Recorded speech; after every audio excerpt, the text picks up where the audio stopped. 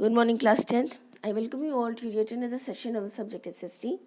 In this class, we're going to start with a new chapter of your geography, and this is the last chapter of your syllabus, that is water resources.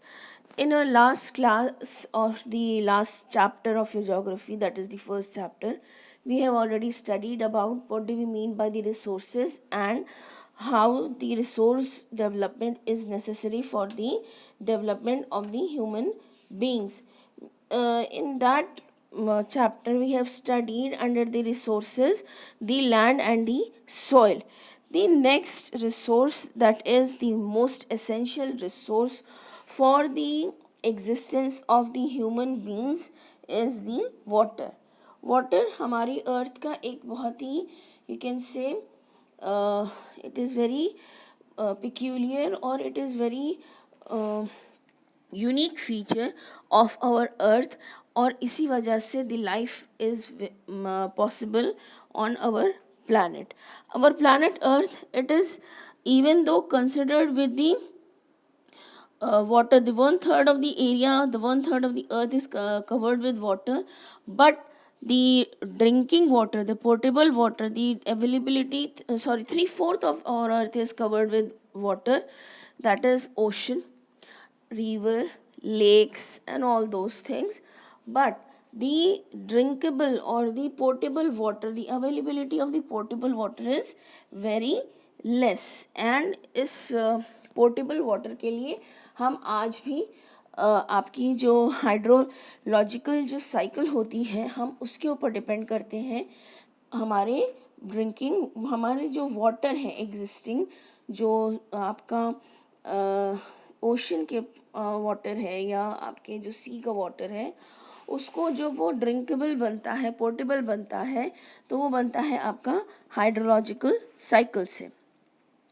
So this water, it is also again a very important resource.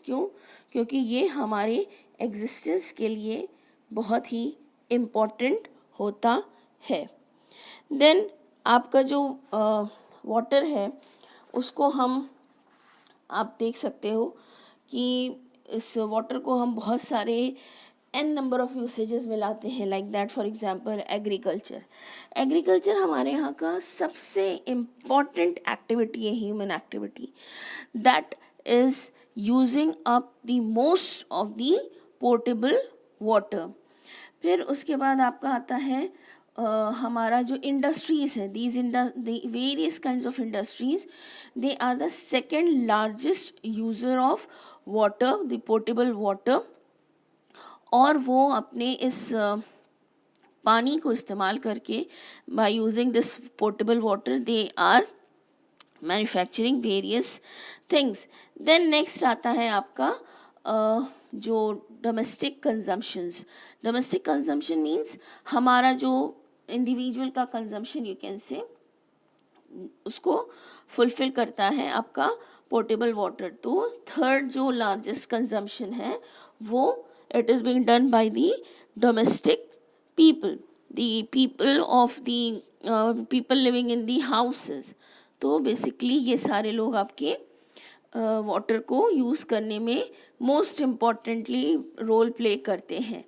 But आप देख सकते हो कि हमारे यहाँ scarcity of water, scarcity means कमी होने लगी है. कौन से पानी की? द पोर्टेबल वाटर की. और इसके साथ बहुत सारी यू कैन से प्रॉब्लम्स एसोसिएट होने लगी हैं. The biggest problem is the pollution of the potable water. How it is getting polluted? It is getting polluted by the agricultural activities. आपकी agricultural activities से जो you can say the pesticides, the insecticides, वो सारे के सारे जब wash off होते हैं crop से, तो वो it is getting dissolved into the potable water of our river. Then the industries, they are emitting their waste, अपने वेस्ट को वो रिवर में ही बाहर निकालते हैं, जिस वजह से हमारी river it is getting toxic day by day. फिर उसके बाद हमारी अपनी इंडिविजुअल एक्टिविटीज़ हैं, again it is increasing the toxic level of our river pollution level of our river, हमारे यहाँ जो इस पोर्टेबल वाटर ये इतना यूजेबल होने के बावजूद भी we are not using it wisely, we are not taking care of it in a wise manner. और इसके बाद हमने अपनी इस सारी एक्टिविटीज़ से हमने बहुत कुछ सीखा। So what we decided to build up various dams. जैसे इंडिया में बहुत सारे डैम्स हैं, लाइक हीराकुंड डैम है, टिहरी डैम है। ये सारे डैम्स बनाए गए थे for the better development of the human being only. कहा जाता था कि it will going to help in irrigation, it will going to help in hydro electricity power generation, then it will going to help in flood controlling. But ये जो सारे के सारे जो डैम्स बने हैं, आपके हीराकुंड डैम बना हो, चाहे टिहरी डैम बना हो, Tehri damn it is a very recent development आपका है, जो जिसके बनने पे बहुत ज़्यादा एजिटेशन हुआ था, बहुत ज़्यादा वहाँ पर लोगों ने इसके ख़िलाफ़ प्रोटेस्ट किया था। Why? Because the people they were getting displaced from their place, जहाँ पे ये डैम बिल्डअप होते हैं तो वहाँ से लोगों को हटा दिया जाता है।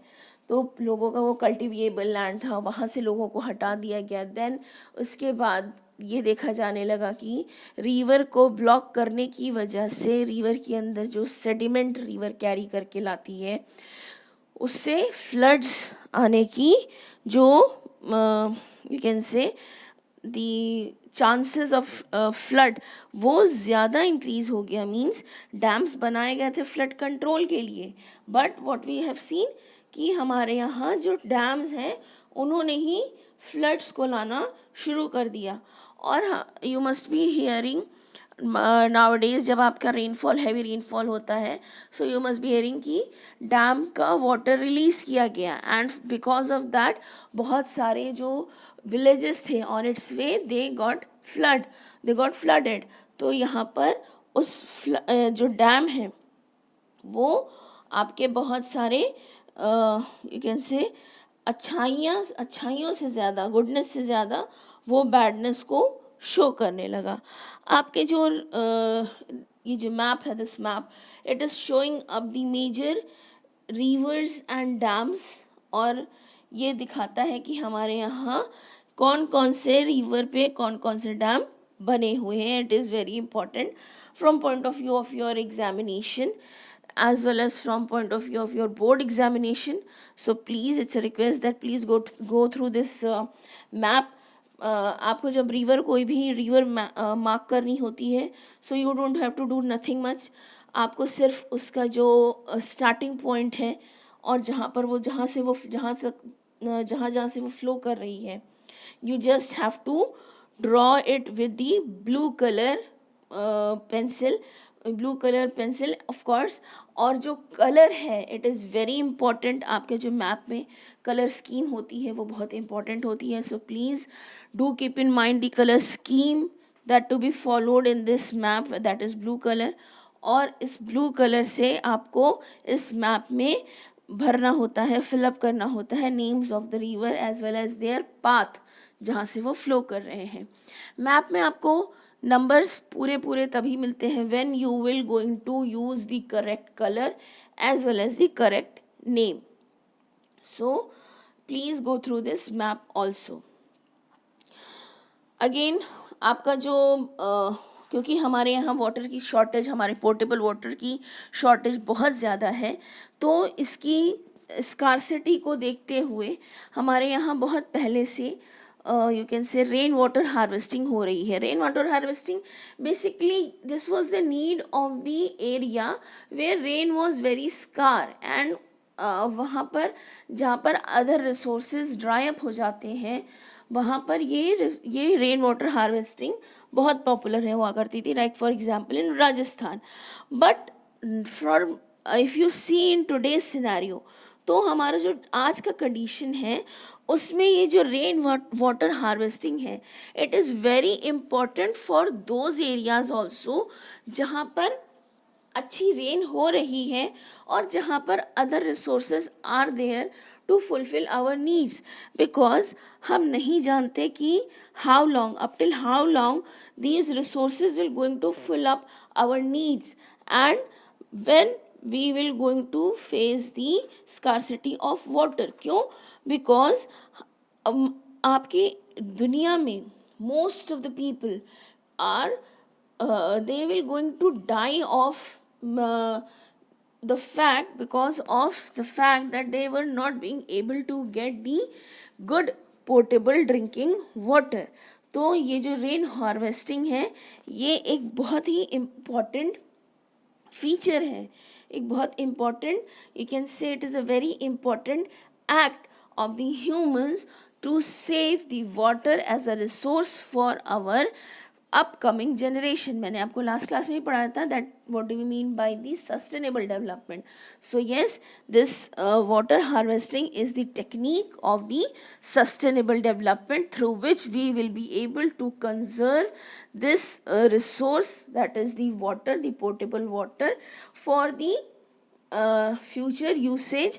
और इसको हम और भी तरह से इसको हम बेटर कर सकते हैं. लाइक फॉर एग्जाम्पल हम ड्राई हार्वेस्टिंग की तरफ जाएं, मतलब we should use such crops that need lesser water then industries, those which are emitting their waste in river. उनको आप कह सकते हो कि उनको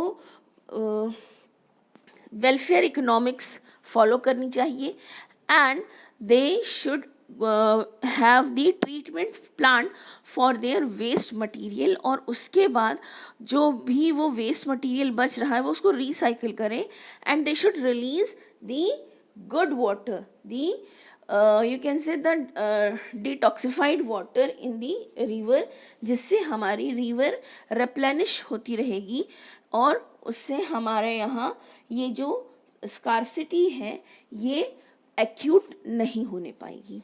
To this we come to an end of today's class as well as this chapter also. For the question and answers, the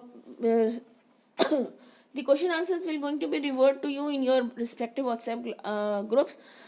And please, it's a request that you should take this half yearly examination, as because you will going to face your board examination very soon.